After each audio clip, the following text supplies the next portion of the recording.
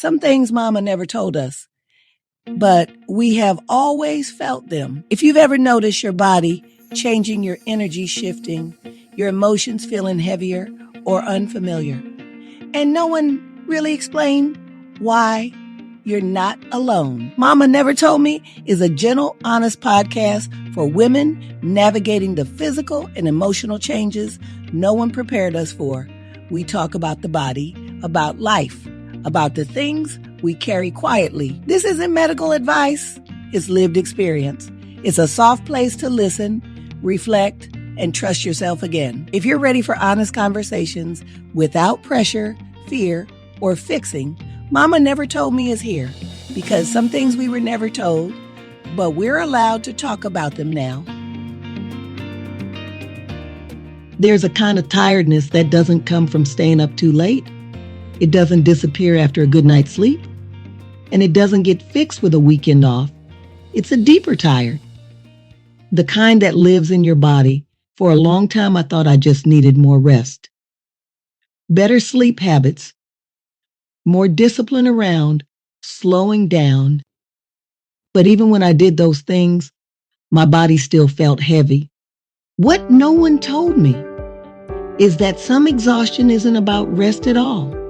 It's about how long you've been holding everything together. So many women I talk to say the same thing: I'm tired, but I don't know why. Or I rest, but I never feel restored. And that kind of tired can make you question yourself. Am I lazy? Am I depressed? Is something wrong with me? But what if your body isn't failing you? What if it's communicating? Our bodies carry years of responsibility, emotional labor, caregiving, grief, stress we learn to normalize. We carry households, we carry relationships, we carry other people's needs often before our own. And over time, that weight settles in. It whispers. It shows up as heaviness, brain fog, low motivation, a feeling like you're moving through life with a full backpack.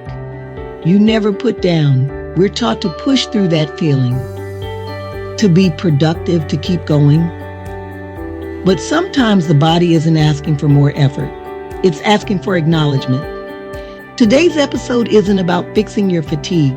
It's about naming it. Because when something has a name, it becomes less scary, less lonely. If your body feels tired in a way rest doesn't fix, you are not alone. And there is nothing wrong with you. There's a moment many of us reach when we realize the tired isn't just physical. It's emotional. It's cumulative. It's the weight of years we never stop to unpack. And maybe the most unsettling part is how long we've been carrying it alone. Take a breath with me here.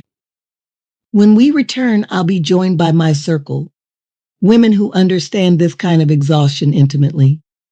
And together we'll talk about what this tired is really asking of us, and why rest alone doesn't always answer it. There are seasons when your body isn't asking to be fixed. It's asking to be listened to. If you've ever felt worn down, out of sync, or like your body is changing faster than you can understand, you're not alone. That's one of the reasons I want to thank Ziva Life for supporting this podcast. Ziva Life offers clean, plant-based wellness products designed to support everyday nourishment and balance, especially during seasons when your body is asking for more gentleness, not pressure. This isn't about quick fixes or promises. It's about giving your body something supportive while you're learning to listen again. If you'd like to explore Ziva Life for yourself, you can visit zivo.life and use the code Reggae Hour. One word for 30% off. Mama Never Told Me may earn a commission at no additional cost to you. And as always, only take what feels supportive for you. Now, let's continue. Welcome back. That deep, unnameable tired, the one so many of us feel, doesn't come from one bad night of sleep. It comes from years of being strong, capable, and available, often without enough support in return. In this next part of the conversation, I'm sitting down with women who've lived it, who've questioned themselves because of it, and who are learning, slowly, what it means to listen to their bodies without judgment. Let's talk about the tired no one warned us about and what it's trying to tell us. Joining me today is Lakeisha and Melanie. Are you ready to talk about that tiredness, ladies?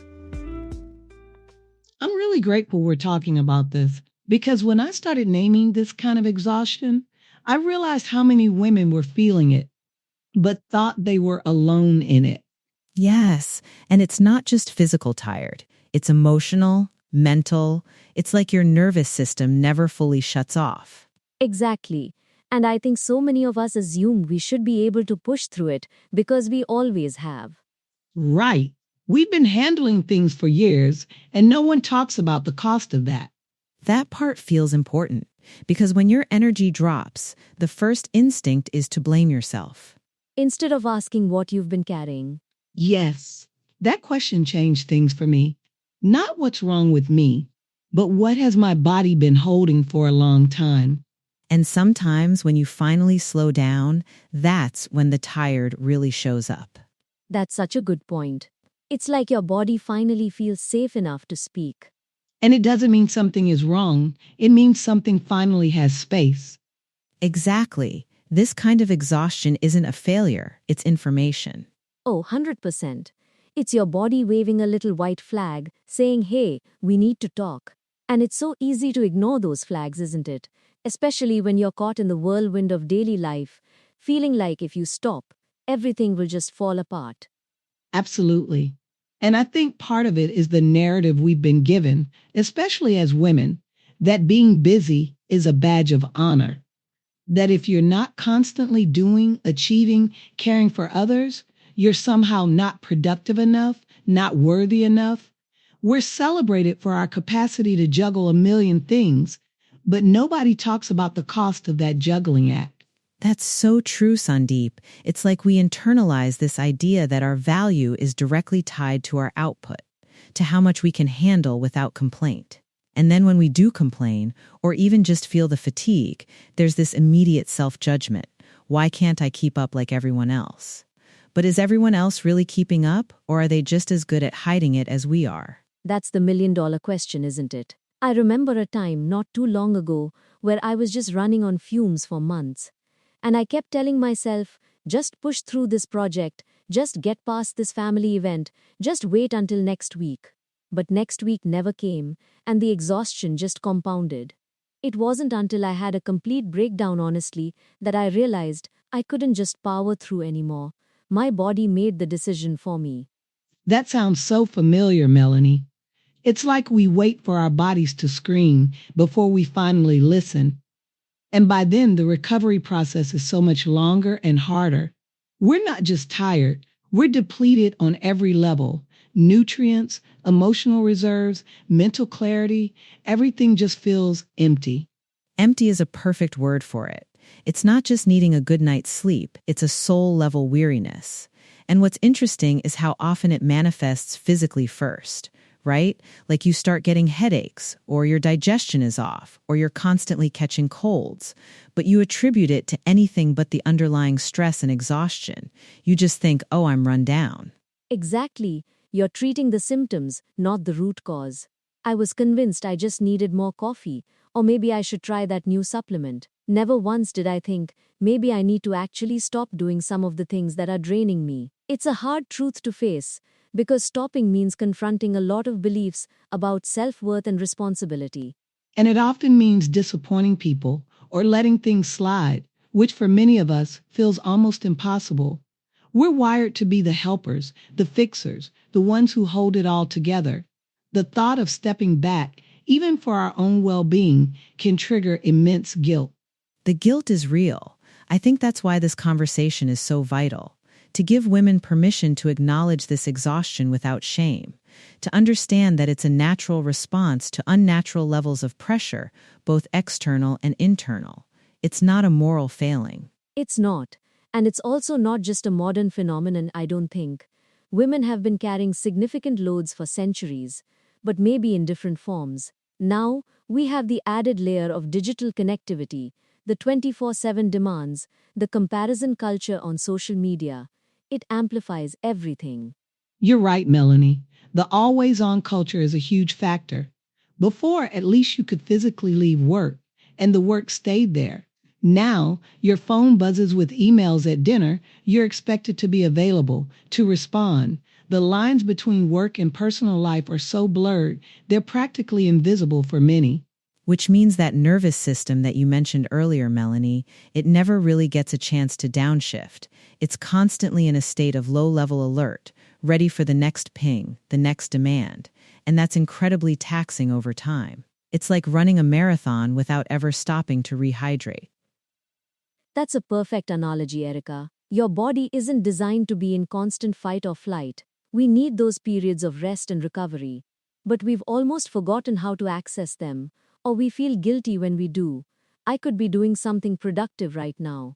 The idea of productive rest feels like an oxymoron to many people, but rest is productive. It's essential for cognitive function, for emotional regulation, for physical healing. Without it, we're just operating at a fraction of our capacity and making ourselves sick in the process. Exactly. And I think that's where the reframing comes in.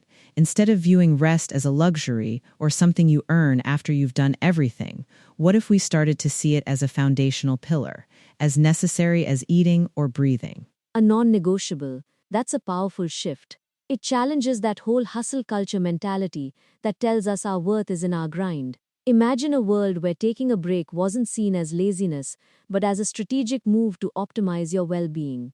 It feels radical, doesn't it? To say, I'm going to prioritize my rest, even if it means something doesn't get done today.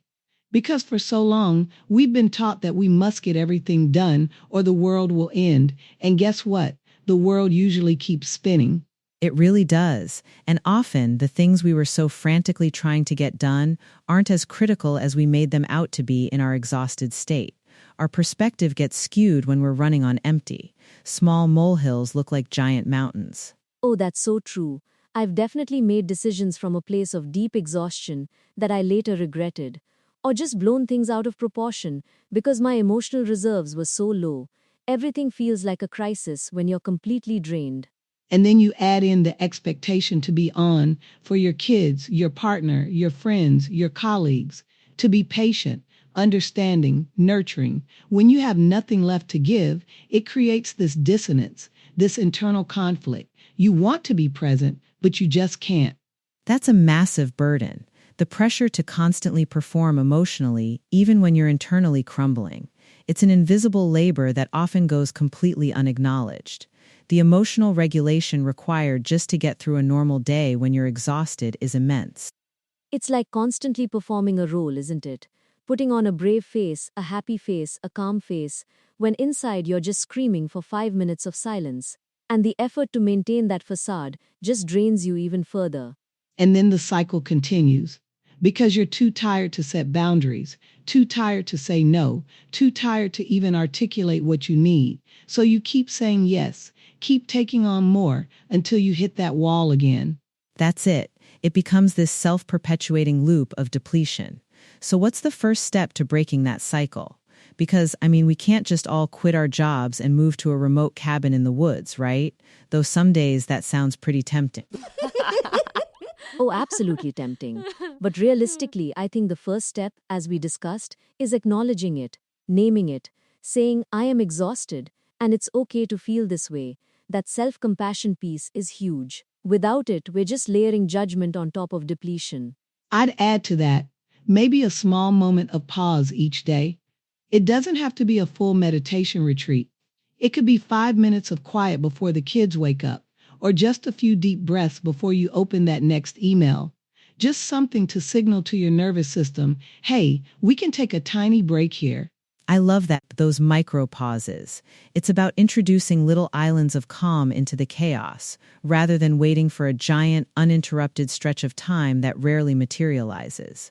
It makes rest feel achievable, even when life is full. And maybe even auditing your commitments, not just the big ones, but the small, insidious ones that nibble away at your energy, that committee you said yes to out of obligation, that social event you're dreading but feel you should attend.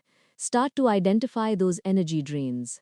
Yeah, saying no can be incredibly liberating. It's a muscle that needs to be developed, especially for women who are often conditioned to be agreeable. But every no to something that drains you is a yes to something that nourishes you. That's such a powerful reframe, a yes to yourself. And I think part of this conversation is really about redefining strength. For so long, strength has been equated with enduring, with pushing through pain, with never showing weakness. But what if true strength is knowing your limits, knowing when to ask for help, when to step back, when to say, I can't do this right now? That takes immense courage, especially in a culture that valorizes constant output. It takes a different kind of strength, one that's rooted in self-awareness and self-respect rather than external validation. It's about honoring your body's signals, not overriding them. Yes. And then what happens when we do listen, when we allow ourselves to truly rest?